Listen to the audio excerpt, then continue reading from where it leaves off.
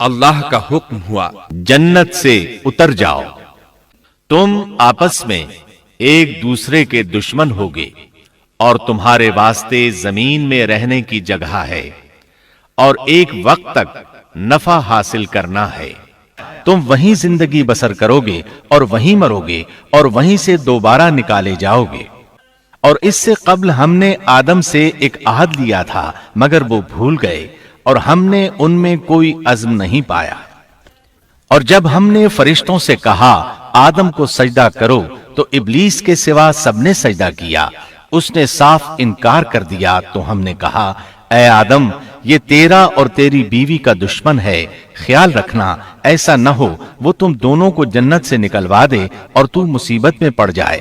یہاں تو تجھے یہ آرام ہے کہ نہ تو بھوکا ہوتا ہے اور نہ ننگا، اور نہ تو یہاں پیاسا ہوتا ہے اور نہ دھوپ سے تکلیف اٹھاتا ہے۔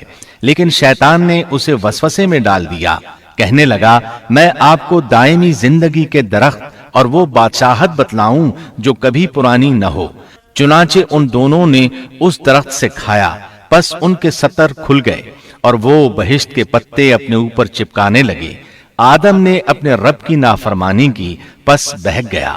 پھر اس کے رب نے نوازا، اس کی طرف توجہ فرمائی اور اس کی رہنمائی کی۔ حکم ہوا تم دونوں یہاں سے اتر جاؤ، تم آپس میں ایک دوسرے کے دشمن ہو۔ اب تمہارے پاس جب کبھی میری طرف سے ہدایت پہنچے تو جو میری ہدایت کی پیروی کرے نہ تو وہ بہکے گا نہ تکلیف میں پڑے گا، ہاں جو میری یاد سے روگردانی کرے گا اس کی زندگی تنگی میں رہے گی اور بروز قیامت ہم اسے اندھا کر کے اٹھائیں گے۔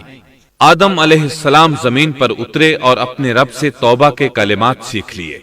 وہ کلمات یہ ہیں: ربنا ظلمنا انفسنا وان لم تغفر لنا وترحمنا لنكونن من الخاسرین۔ اے ہمارے رب، ہم نے اپنا نقصان کیا اور اگر تو نے ہم پر مغفرت و رحمت نہ فرمائی تو ہم خسارہ اٹھانے والوں میں سے ہو جائیں گے۔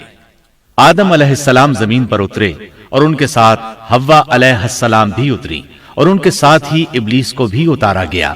یہ کس جگہ پر اترے اس بارے میں اختلاف پایا جاتا ہے، لیکن ابن عباس رضی اللہ عنہ کی بات راجح محسوس ہوتی ہے کہ آدم علیہ السلام کو ہند میں اور حوا علیہ السلام کو جدے میں اتارا گیا۔ جب آدم علیہ السلام اتر آئے تو حوا علیہ السلام کی تلاش شروع کر دی، زمین میں ان کی تلاش میں سرگرداں ہوئے۔ آخر کار میدان عرفات میں دونوں کی ملاقات ہو گئی۔ چونکہ میدان عرفات میں دونوں نے ایک دوسرے کی معرفت حاصل کی تھی اور ان کا آپس میں تعارف ہوا تھا، لہٰذا اسی مناسبت سے اس میدان کا نام عرفات مشہور ہو گیا۔ پھر اللہ تعالیٰ نے زمین کے اندر انسانوں کو پھیلانا شروع کیا اور زمین کو مردوں اور عورتوں سے آباد کر دیا۔ امام طبری رحمت اللہ علیہ بیان کرتے ہیں کہ حوا علیہ السلام نے آدم علیہ السلام کے لیے 20 ولادتوں میں 40 بچوں کو جنم دیا۔ ہر بار 2 بچوں کو جنم دیتی تھی، ایک لڑکا ہوتا ایک لڑکی۔ سب سے پہلا جوڑا قابیل اور اس کی بہن قمیم کا تھا۔ پھر انسانوں کی افزائش شروع ہوئی، آبادی میں اضافہ ہونے لگا۔ اللہ نے آدم علیہ السلام ہی کو ان کا نبی متعین کر دیا، وہ انہیں دین سکھاتے رہے۔